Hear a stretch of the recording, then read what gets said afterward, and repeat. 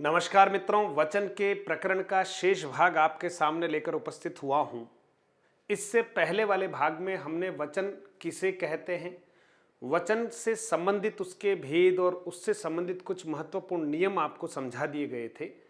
अब आज के पार्ट में कुछ अन्य महत्वपूर्ण बातें हैं जिनको लेकर उपस्थित हुआ हूं। आप सभी जुड़ जाएं और अच्छे से इनको समझने का प्रयास करें।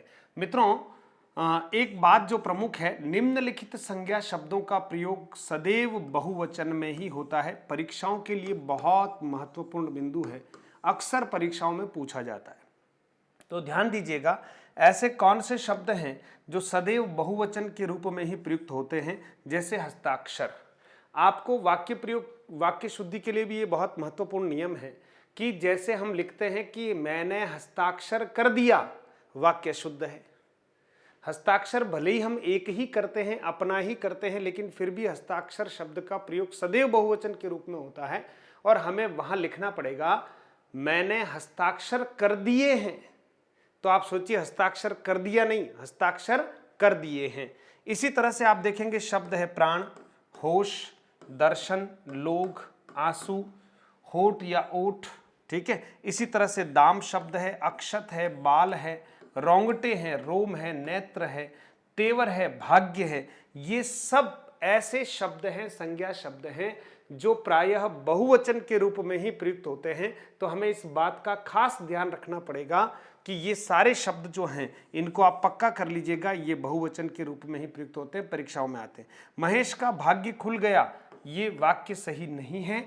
महेश के भाग्य खुल गए, ये बिल्कुल सही वाक्य है, क्योंकि भाग्य शब्द का प्रयोग प्रायः बहुवचन के रूप में ही होता है। इसलिए जैसे ही इसका एक वचन प्रयोग करेंगे हम वाक्य में, तो वो वाक्य ही अशुद्ध हो जाएगा। तो ये बात आपको अच्छे से ध्यान में आ गई होगी। पुनः हस्ताक्षर प्राण, जैसे उसके प्राण, उसका उसका प्राण निकल गया, ऐसा नहीं बोलेंगे हम, उसके प्राण निकल गए हैं या निकल चुके हैं। तो आप सोचिए, प्राण तो भले एक ही होंगे अंदर, लेकिन प्राण शब्द जो है वो सदैव बहुवचन के रूप में ही प्रयुक्त होता है। आंसू भी बहुवचन के रूप में ही प्रयुक्त होता है। फिर दूसरी बात जो महत्वपूर्ण है वो आपको देखनी है, कुछ संज्ञाओं जिसमें द्रव्यवाचक संज्ञा मुख्य रूप से होती है का प्रयोग एक वचन के रूप में ही होता है, प्रायः एक वचन के रूप में ही होता है। जैसे जनता शब्द है, एक वचन के रूप में ही इसका प्रयोग हो रहा है, जनता। वर्षा, ठीक है। फिर पानी, संसद, लोकसभा, राज्यसभा, सोना, ठीक है। चांदी, लोहा, सूरज, ईश्वर, संसार, प्रजा। खेल शब्द जो है इसका तो बहुवचन रूप बन सकता है, खेल शब्द का बहुवचन रूप बन सकता है मित्रों, ठीक है। इसलिए इसको यहां से हटा सकते हैं, क्योंकि खेल से खेलो बन सकता है। पृथ्वी शब्द जो है ये भी सदैव एक वचन के रूप में ही क्या होता है मित्रों, प्रयुक्त होता है। इसी तरह से एक महत्वपूर्ण नियम है, देखिए, पन प्रत्यय जिसके अंत में लगा हुआ है, पन प्रत्यय, केवल पन प्रत्यय की बात की जा रही है।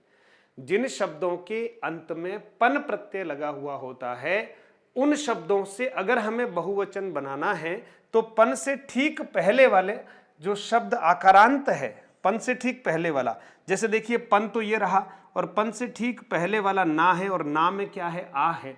तो बहुवचन बनाने के लिए इस आ को हमें किस में बदलना पड़ेगा, ए में बदलना पड़ेगा, तब जाकर ये बहुवचन रूप बनेगा। पन पन ही रहेगा, उसमें कोई बदलाव नहीं आएगा। इसलिए इसमें कहा कि जो मूल शब्द है उसके आ की जगह किसका प्रयोग करना पड़ेगा, ए का करना पड़ेगा, तो बहुवचन हो जाएगा। जैसे अपनापन है मित्रों, तो क्या करेंगे, अपनापन से अपनेपन, ठीक है। कालापन है तो अपन क्या करेंगे, कालेपन। खारापन है तो अपन क्या करेंगे, खारेपन। कड़वापन है तो अपन क्या करेंगे, कड़वेपन। सीधापन है तो अपन क्या करेंगे, सीधेपन। और इसी तरह से भोलापन है मित्रों, तो क्या करेंगे, भोलेपन। तो आप देख सकते हैं पन प्रत्यय जिन शब्दों के अंत में जुड़ा होता है, उन शब्दों का बहुवचन रूप अगर हमें बनाना हो तो जो मूल शब्द है, उस मूल शब्द का जो आ है, उस आ को ए में परिवर्तित करना होगा। तो ये बात भी आपको क्लियर हो गई होगी। फिर देखिए, कुछ अशुद्ध प्रयोग भी होते हैं, जैसे शिक्षक गणों लिखा, ये अशुद्ध है, क्योंकि हम जब गण लगाते हैं तो ऑलरेडी ये क्या बन जाता है, बहुवचन ही बन जाता है। इसलिए इसका शुद्ध रूप ये है, शिक्षक गण। फिर इसका क्या बहुवचन करेंगे, ये तो ऑलरेडी बहुवचन ही है, इसलिए भक्तजन, भक्तजन ये बहुवचन ही है, इसलिए इसका ऑलरेडी क्या बहुवचन करोगे आप।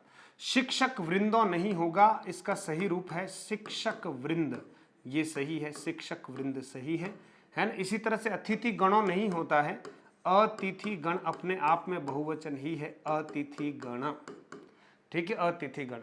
इसी तरह से शिक्षक गणों नहीं होता है, शिक्षक गण होता है, शिक्षक गण। भक्त जनों नहीं होता है, क्या करना है, भक्त जन होता है, वो अपन ने पहले देख लिया है, भक्त जन। इसी तरह से लड़के इस रूप में लिखना चाहिए आपको, लड़के, और अनेकों नहीं लिखना चाहिए, इसकी जगह शब्द होता है अनेक, और ये ठीक नहीं है, अनेक बिल्कुल ठीक है। तो इस तरह से वचनों में हमें कुछ अशुद्ध प्रयोगों से बचना चाहिए। और कुछ उदाहरण आपके सामने और रख रहे हैं हम, जैसे तरबूजा शब्द है तो बहुवचन बनाएंगे तो क्या बनेगा, तरबूजों।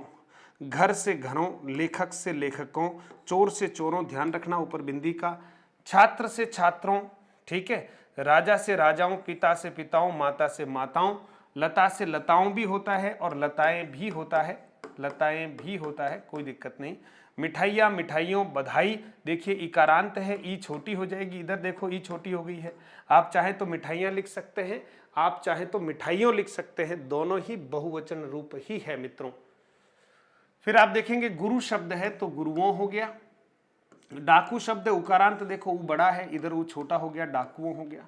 भालू शब्द में ऊ बड़ा है तो इधर भालुओं करेंगे तो ऊ छोटा हो गया। चाकू शब्द में ऊ बड़ा है, चाकुओं किया, ऊ छोटा हो गया। बहु शब्द में ऊ बड़ा है, बहुओं हो गया। चाहे तो बहुए ऐसा भी लिख सकते हैं, ये भी बहुवचन रूप है। और वधु शब्द है तो वधुओं किया, और चाहे तो वधुएं ऐसा भी हम कर सकते हैं, वधुएं, ठीक है मित्रों। तो कोई दिक्कत नहीं है, कहीं पर भी कहीं कंफ्यूज होने की जरूरत नहीं है। कहानी है तो कहानियां, देखो ई बड़ी है, यहाँ छोटी कर ली। पत्नी ई बड़ी है तो यहाँ छोटी कर ली, पत्नियां या पत्नियों हो जाएगा। इसी तरह से विद्यार्थी शब्द देखियो, लेकिन हम बहुवचन बनाएंगे तो ई छोटी हो जाएगी, विद्यार्थियों। कन्या है तो कन्याएं या कन्याओं कर सकते हैं। सवारी शब्द है, ई बड़ी है तो आप देखिए ई छोटी कर दी, सवारियां कर सकते हैं या सवारियों कर सकते हैं। इसी तरह से जानवर है तो जानवरों, और फूल है तो क्या करेंगे मित्रों, फूलों।